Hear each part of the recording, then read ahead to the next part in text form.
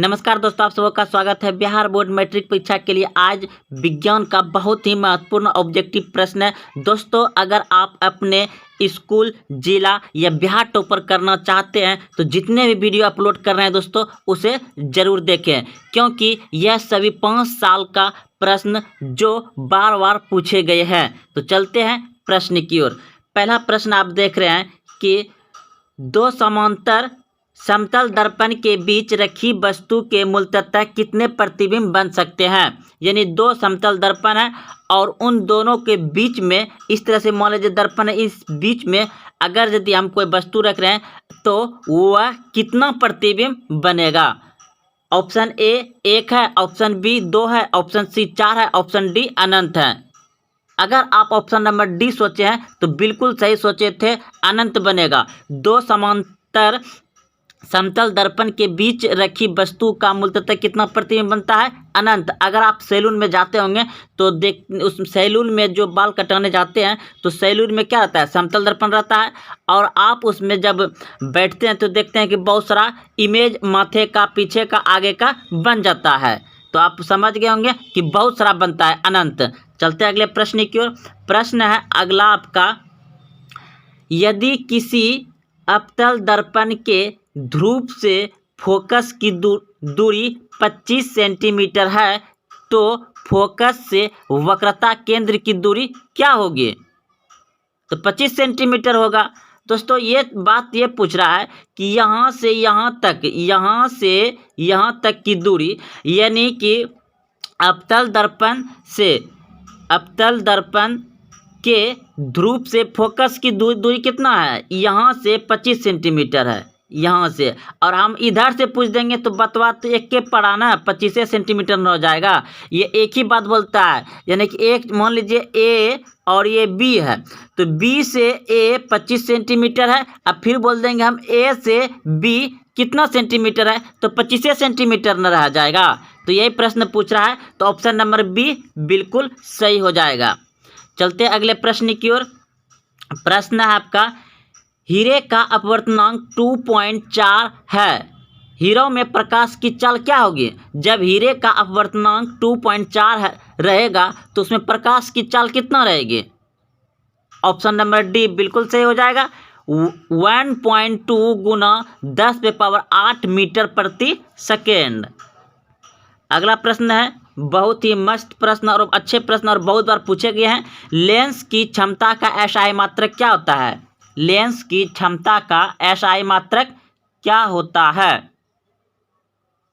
तो दोस्तों, इस प्रश्न का उत्तर आप सभी याद रखिएगा, m⁻⁻1। ऑप्शन नंबर सी सही है। अगला प्रश्न है आपका, चंद्रमा पर खड़े अंतरिक्ष यात्री को आकाश प्रतीत होता है।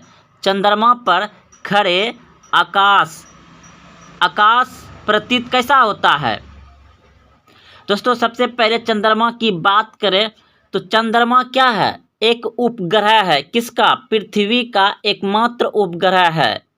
और जीवाश्म ग्रह किसे कहते हैं, चंद्रमा को ही जीवाश्म ग्रह कहते हैं।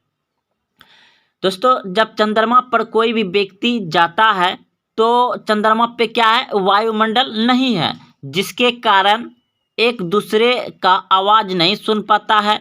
और यहाँ जब वायुमंडल नहीं होने के कारण यहाँ आप कार्य जो है कि 6 गुना कर सकते हैं। अगर आप यहाँ पे 3 केजी उठा सकते हैं तो वहाँ आप 18 केजी का उठा सकते हैं अधिकतम। तो दोस्तों, आप सभी समझ गए कि चंद्रमा पर खड़े अंतरिक्ष यात्री को आकाश प्रतीत कैसा होता है, तो काला। ऑप्शन नंबर डी सही है।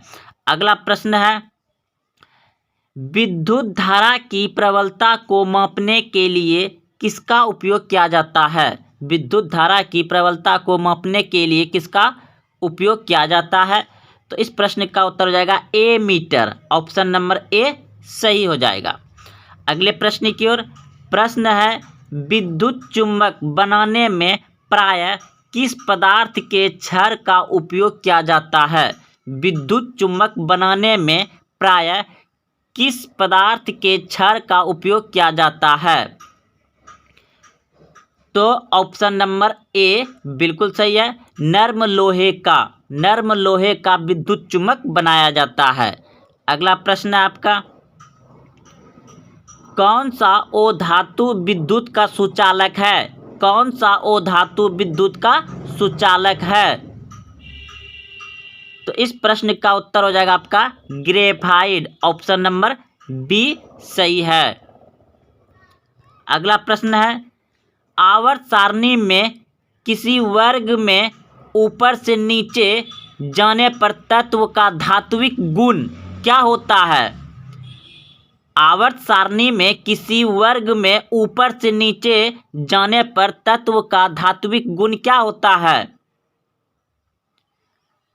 ऑप्शन नंबर सी बिल्कुल सही, बढ़ता है। किसी आवर्त सारणी में वर्ग में ऊपर से नीचे जाने पर क्या होता है? धात्विक गुण बढ़ता है। ऑप्शन नंबर सी सही हो जाएगा। अगला प्रश्न है, बॉन्ड COOH अभिक्रिया मूलक होते हैं। बॉन्ड COOH अभिक्रियाशील मूलक होते हैं। तो इस प्रश्न का उत्तर हो जाएगा आपका ऑप्शन नंबर बी बिल्कुल सही है। दोस्तों, आप सभी अपने दोस्तों में भी वीडियो को शेयर करें और लाइक करें, कमेंट करें और सब्सक्राइब जरूर करें अगर आप अभी तक नहीं किए हैं। तो बिल्कुल ऐसे ही प्रश्न बिहार बोर्ड में पूछे जाते हैं और ये सभी क्वेश्चन बैंक है दोस्तों, रिपीट होते रहता है क्वेश्चन बार बार। 5 साल का, 6 साल का, 2 साल का, 3 साल का, यही रिपीट होते रहता है। क्योंकि इससे पहले 6-7 साल पहले इतना ऑब्जेक्टिव नहीं पूछा जाता था। 20 ऑब्जेक्टिव पूछा जाता था, उससे पहले और नहीं पूछा जाता था, सिर्फ सब्जेक्टिव रहता था। अब आप लोगों को 40 ऑब्जेक्टिव कर दिया है। तो चलते हैं अगले प्रश्न की ओर। साइंस में हीलियम कैसे तत्व है? हीलियम कैसा तत्व है? हीलियम कैसा तत्व है? अक्रिय, क्रियाशील, सक्रिय या उदासीन? तो हीलियम एक अक्रिय गैस है। हीलियम क्या है? अक्रिय गैस है। ऑप्शन नंबर ए सही है। आवर्त सारणी में कितने वर्ग होते हैं? आवर्त सारणी में कितने वर्ग होते हैं? तो 18 वर्ग होते हैं। आवर्त कितना होता है? 7। वर्ग कितने होते हैं? आवर्त सारणी में कितने वर्ग कितने होते हैं? 18 वर्ग होते हैं। और आवर्त कितने होते हैं? 7 होते हैं।